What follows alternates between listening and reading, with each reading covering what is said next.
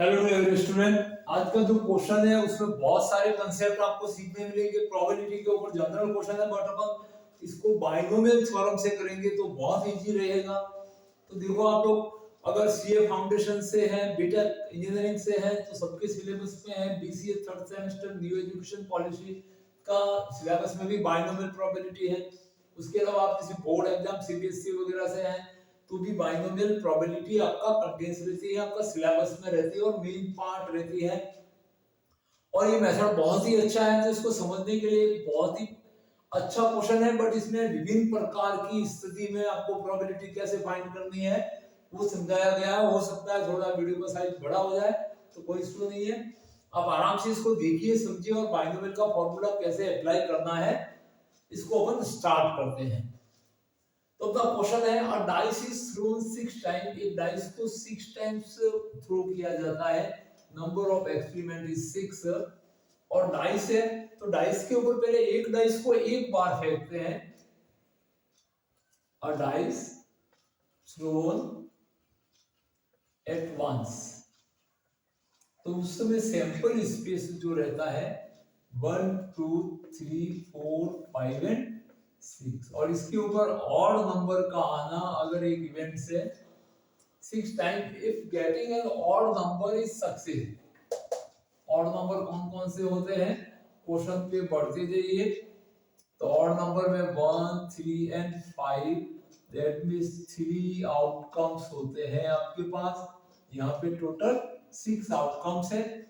अगर आप odd number की प्रोबेबिलिटी p ऑफ a है, then favourable upon total outcomes. तो ऑड नंबर आने की प्रोबेबिलिटी p है, वो जिसको आप स्मॉल p कह सकते हैं, 1/2 है। तो q is equal to 1 minus p is 1 minus half is equal to 1/2। That means first trial में जब डाइस को थ्रो किया जाएगा, जो 6 टाइम डाइस हो रहा है उसको फर्स्ट ट्रायल में एडवांस कंडीशन के लिए जब आप ड्रॉ करते हैं तो ऑड नंबर आने के लिए 3 फेवरेबल है। तो p जो सक्सेस की प्रोबेबिलिटी 1/2 है, बिकॉज सक्सेस यहाँ पर ऑड नंबर को माना जा रहा है। तो q अनसक्सेस की प्रोबेबिलिटी भी 1/2 है।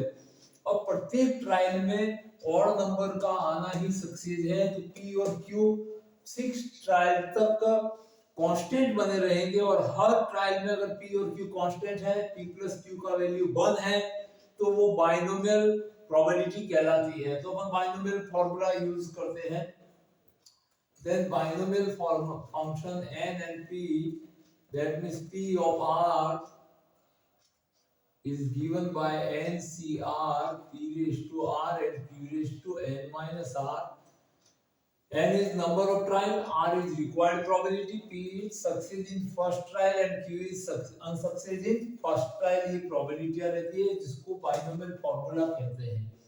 अब इसके कंस्ट्रेंट्स के अकॉर्डिंग n इक्वल टू 6 और P और Q का वैल्यू अपने पास में यहाँ पे दोनों 1/2 है। तो सबसे पहला क्वेश्चन है 5 सक्सेस, दैट मींस R का वैल्यू 5 है, तो P ऑफ 5 फाइंड करेंगे अपन।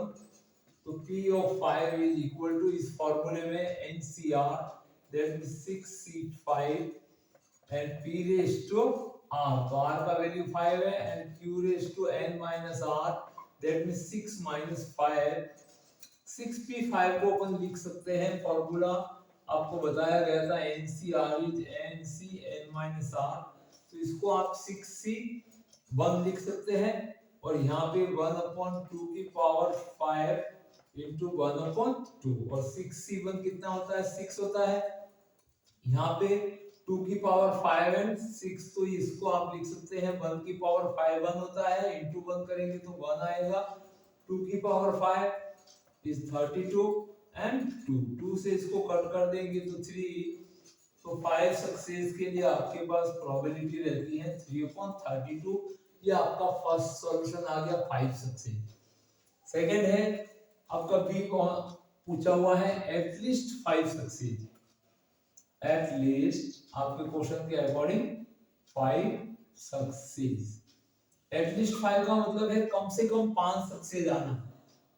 कम से कम 5 सक्सेस आना मतलब आपकी जो रिक्वायरमेंट है 5 या 5 से ज्यादा है, तो तो आपके पास 5 सक्सेस की प्रोबेबिलिटी, या फिर आपके पास टोटल 6 जो ट्रायल है, तो 5 या 5 से मोर सक्सेस कब पॉसिबल होगा, या तो 5 बार सक्सेस मिलेगी या 6 बार। तो P5 का तो आंसर आपने निकाला हुआ था, P5 का वैल्यू आपके पास यहाँ पे पड़ा हुआ है 3/32 प्लस 6। तो 6 सक्सेस के लिए 6 1/2 की पावर 6 into 1/2 की power 6 minus 6, 66, that means NCN is equal to 1। तो 6 है वो 1 रह जाएगा, और यहाँ पे 1/2 की पावर 0 is 1 and 1/2 की पावर 6 is 64, that means यहाँ पे 3/32 plus 1/64 and LCM is 64, then 6 plus 1 is 7/64। ये एटलीस्ट 5 सक्सेस की प्रोबेबिलिटी आ जाती है। अब उसके बाद में है एटमोस्ट 5 सक्सेस। तो अपन एटमोस्ट 5 सक्सेस के लिए प्रोबेबिलिटी फाइंड करते हैं। नेक्स्ट जो है आपके पास n equal to 6 and p and q है वो 1/2 है, और रिक्वायरमेंट आपको C में है, कह रहा है एटमोस्ट 5 सक्सेस। तो देखिए ध्यान रहे इनका अर्थ क्या होता है। एटलीस्ट 5 का मतलब होता है यहाँ पे बताया गया 5 सक्सेस या 5 से ज्यादा से ज्यादा 6 सक्सेस हो सकती है। एटमोस्ट 5 सक्सेस, एटमोस्ट 5 मतलब अधिकतम 5 सक्सेस। अधिकतम 5 को अपन लिख सकते हैं कि P of R is lesser than and equal to 5, that means 5 success भी हो सकती है, 4 भी हो सकती है, 3 भी हो सकती है, 2 सक्सेस, 1 सक्सेस और 0 सक्सेस। अब अपन इतना सब कुछ फाइंड नहीं करेंगे, because summation of all probabilities equal to क्या रहता है, 1 रहता है। तो अपन इसमें रिवर्स काउंट करेंगे। अपने को रिक्वायरमेंट क्या है, 0 से लेके 5 सक्सेस, बचती कौन सी है, 6 सक्सेस। तो अपन टोटल प्रोबेबिलिटियों का सम जो 1 होता है उसमें से P6 को लेस करेंगे तो 0 से 5 तक का सम आ जाना है। तो इसको अपन देख सकते हैं कि probability of R is lesser than and equal to 5 is equal to 1 minus P of 6, और 1 माइनस P ऑफ 6 कितना था यहाँ पे 1/64, 1/64 इज इक्वल टू 63/64। तो इस तरह से एटमोस्ट 5 सक्सेस भी अपन फाइंड कर सकते हैं बहुत ही इजीली।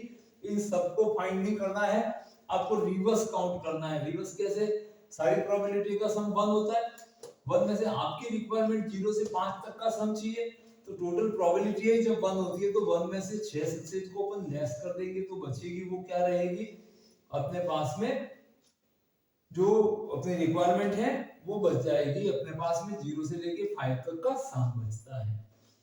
तो एटमोस्ट 5 के बाद आता है एटलीस्ट 1 सक्सेस। एटलीस्ट 1 में भी देखो आपको क्या करना है, एटलीस्ट 1 का सेंस क्या होता है पहले ये समझते हैं। तो देखो यहाँ पे बताया जा रहा है आपका D of solution, at least 1 success. At least 1 का मतलब आपकी प्रोबेबिलिटी है वो 1 या 1 से मोर हो सकती है।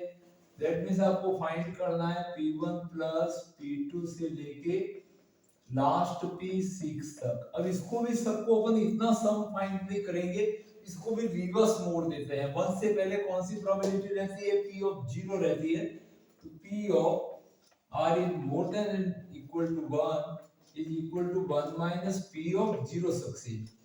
तो 1 माइनस P 0 के लिए R का वैल्यू 0 रखेंगे, तो 6C0 1/2 की पावर 0 and 1/2 की power 6 minus 0, that is 1 minus ये 1 हो जाएगा, ये 1 हो जाएगा, ये 1/2 की पावर 6 अपने पास रह जाता है, और 2 की पावर 6 को अपन 1/64 लिख सकते हैं, that is 1 minus 1/64 is equal to 63/64। तो इस तरह से एटलीस्ट 1 सक्सेस भी फाइंड कर सकते हैं। लास्ट रहता है नो सक्सेस। तो no success that means P0 आपको फाइंड करना होगा। तो P0 के लिए भी बहुत ही सिंपल तरीके से लास्ट पोर्शन है no success. No success, that means आपको p ऑफ 0 फाइंड करना है, जीरो रिक्वायरमेंट फाइंड करनी है। तो p ऑफ 0 के लिए 6 is 0, 1 upon 2 की पावर 0 and 1 upon 2 की power 6 minus 0. This is 1, this one also 1 and 1 upon 2 की power 6 is equal to 1 upon 64 आ जाएगा। ये नॉट सक्सेस की प्रोबेबिलिटी रहती है। तो अपन ने यहाँ पे इस क्वेश्चन में ये जाना है कि बाइनोमियल फॉर्मूला है वो कब एप्लीकेबल है, जब p प्लस क्यू 1 हो और प्रत्येक ट्रायल में p और q का वैल्यू कांस्टेंट हो। दैट मींस फर्स्ट ट्रायल में जो ऑड नंबर आने की प्रोबेबिलिटी जो है, सेकंड ट्रायल में भी ये के ये ही ऑड नंबर रहेंगे, ये का ये फेवरेबल रहेगा और ये की ये प्रोबेबिलिटी, थर्ड फोर्थ फिफ्थ है सिक्स, ऑल ट्रायल में जब p और q कांस्टेंट हो जाते हैं, कांस्टेंट प्रोबेबिलिटियां हो, तो उसमें बाइनोमियल यूज करते हैं। तो यहाँ पर अपन ने जाना है कि बाइनोमियल फॉर्मूले को यूज करते हुए ये पांचों प्रकार से दिए गए क्वेश्चन है वो किस प्रकार सॉल्व करते हैं। और ऐसे क्वेश्चन आप सॉल्व करने की प्रैक्टिस कीजिए। मेन एग्जाम में इस तरह की प्लेंटी क्वेश्चन पूछी जाती है। आप किसी भी यूनिवर्सिटी से है, ऑल इंडिया की जितनी भी यूनिवर्सिटीज है उसमें प्रोबेबिलिटी के कंटेंट्स में इस तरह के क्वेश्चन रहते हैं। तो आपको इनको सीखने के लिए हमारे चैनल को यदि सब्सक्राइब नहीं किया है तो सब्सक्राइब कीजिए और अपने फ्रेंड में अधिक से अधिक वीडियो शेयर कीजिए ताकि उनको भी बेनिफिट मिले। Thank you watching this video.